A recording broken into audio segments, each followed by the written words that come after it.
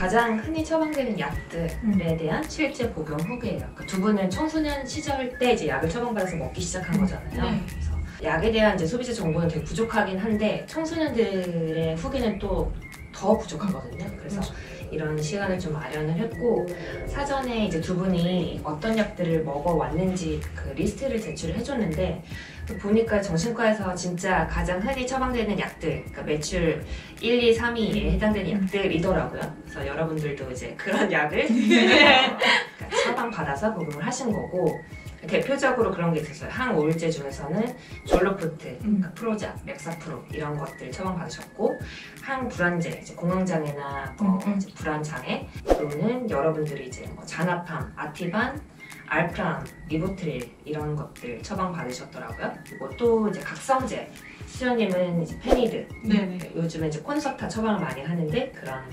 ADHD 약으로 쓰이는 그 각성제를 또 받으셨고 그리고 여기에 이제 수연님은 더 상태가 심각할 때 처방하는 약들도 많이 드셨어요. 아빌리파이, 뭐 쿠에타핀 이런 것들도 많이 있더라고요. 그래서 요즘은 그 제가 20대 친구들한테 들은 건데 정신과 약을 먹는 애들이 너무 많다.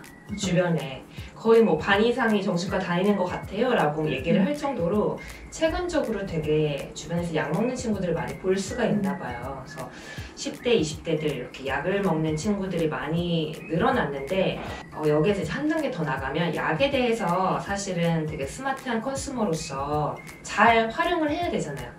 근데 그거를 잘 인지하고 효과나 부작용 또 장기로 먹으면 어떤 게 이제 안 좋아질 수 있는지 이런 거를 충분히 듣고 또 공부하고 먹는 분들은 사실 거의 못 봤어요. 맞아요. 그런 것 때문에 어떤 분들은 정신과 약에 대해서 굉장히 이제 지나치게 긍정적으로 평가하시는 분들이 있고 또 어떤 분들은 완전히 절대로 먹어서는 안 되는 약이라고 되게 부정적으로 그런 댓글 쓰시는 분들이 있어요. 그 금기의 약처럼. 그건 아니잖아요. 그래서 여러분들이 약에 대해서 이제 오랜 기간 복용을 해보셨고 또 공부를 하셨고 하기 때문에 솔직하게 그리고 한쪽에 치우치지 않은 균형 있는 소비자 정보들을 많이 이야기해 줄 수 있을 것 같아서 두 분을 모시게 됐습니다. 어떻게 처음 정신과 약을 먹게 됐는지 먹고자 생각하게 됐는지를 들어보고 싶어요. 사실 저는 먹고자 생각하고 먹은 건 아니었는데 고3 때였나? 자살 시도를 해가지고 그게 이제 너무 심각하다. 학교 선생님께서 이제 병원에 가야 된다. 이건 가야 된다 해가지고 대학병원에서 처음 약을 받게 되었고 그때부터 계속 먹고 있는 중입니다. 저는 학교에서 우수학생 프로그램 같은 게 있는데 연수를 보내주는 건데 이제 코로나 때문에 해외를 못 나가니까 아이패드를 줬어요. 근데 그 아이패드를 교실에 두고 갔는데 같은 반 애가 뭐 산을 타거나 어디 나가서 갔다 오니까 뭔가 좀 질투가 났나 봐요. 기분 나쁘니까 훔친 거예요. 멘탈이 터진 상태에서 이제 위클래스 쌤이랑 상담을 많이 했는데 쌤이 너무 위험하다. 병원에 가야 될 것 같다. 해서 내원을 했는데 사실 안 받으려 했어요, 약을. 뭔가 그때도 살짝 편견 같은 게 있어가지고 근데 이제 일상생활이 불가능해지니까 이거를 먹고 죽어도 그냥 일단 살아야겠다 이 생각에 처음에 먹었던 것 같아요. 처음 이제 정신과 약을 먹게 됐을 때 생각들이 있었을 거잖아요. 뭐 편견이라든지 아니면 정신과 약 먹으면 이렇게 되지 않을까? 라든지 기대감이라든지. 저는 사실 둘 다 있었는데 이걸 먹고 진짜 나아질까? 라는 생각이랑 어디서 보면은 막 너무 둔해지고 그냥 감정 잘 못 느끼게 하고 이렇게 만드는 약이라는데 괜찮은 건 맞나? 이런 생각도 들고 저는 일단 엄마가 지금 아직도 그러시는데 정신과 약을 되게 혐오하셔요. 그래서 이거는 독극물이고 마약 같은 존재다 라고 말씀을 많이 하시는데 종류 상관없이 모든 정신과의 약은 다 그거다. 저는 어릴 때부터 그런 생각 좀 들었어가지고. 두 번째는 지금은 이제 알지만 처음 먹기 시작했을 때 몰랐던 것들. 그래서 이거를 미리 알았으면 좋았을 걸. 일단은 복용 기간이 평균 얼마 정도 되는지를 좀 먼저 알려주셨으면 좋았을 것 같고 뭐 흔히 나타나는 부작용 몇 개들은 설명을 해줬어도 좋았을 것 같아요. 부작용이 그냥 나타난다고 해서 안 좋은 건지 그걸 적응을 해줘야 되는 건지도 미리 좀 알려줬다면 좋을 것 같아요.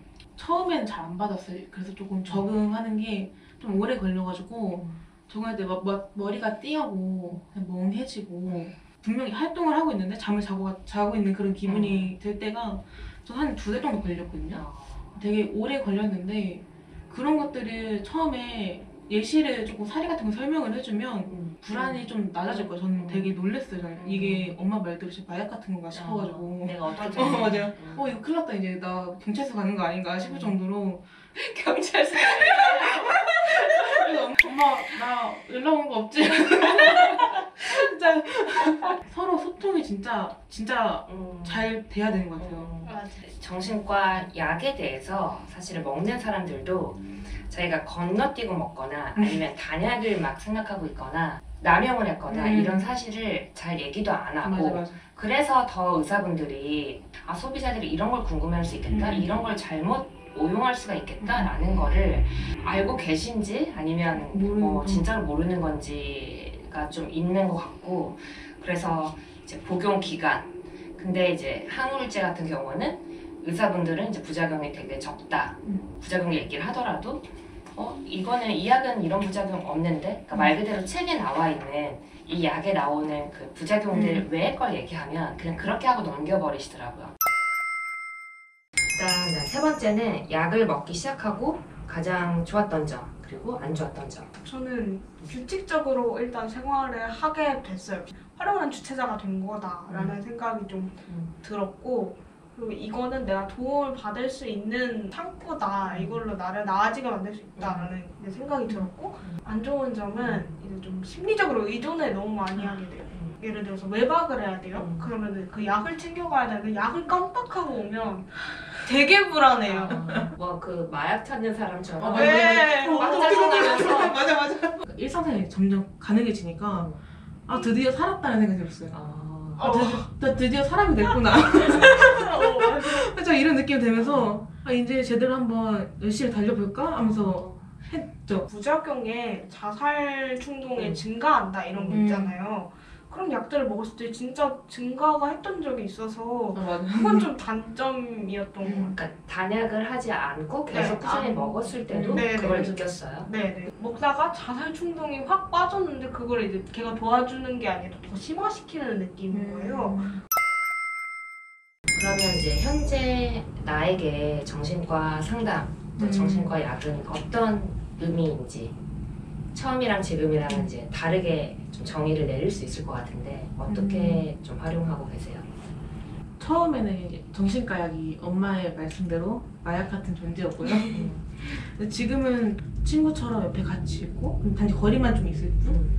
그래서 이렇게 생각을 해요. 동아줄? 되게 살려고 먹었어요. 이거라도 해보자라는 마음으로 먹었고 그래 이게 나를 약간 탈출시켜줄 유일한 무언가다라고 생각을 했는데 지금은 저도 비슷해요. 약간 나를 나아지게 하는 수단이지 그거에 내가 끌려가서도 안 되고 너무 막 안 먹고 단약을 해서도 안 되는 어떤 약간 예민한 친구. 맞아. 부정적으로 생각하는 사람들 이 영상 올리잖아요? 그럼 분명히 그런 댓글 달립니다. 맞아요.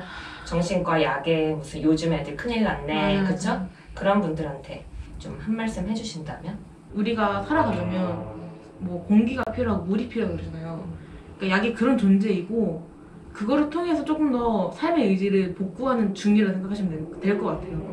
모든 약이 그렇듯이 부작용이 없을 수는 없잖아요. 하나도 없을 수는 없잖아요. 부작용이 생기면도 저희가 먹는 이유가 뭐겠어요? 살아가려고 먹는 거거든요. 조금 더 앞으로 나갈 수 있는 무언가가 있다면 그건 먹는 게 사실 도움이 되는 거거든요. 생각을 해주셨으면 좋겠어요.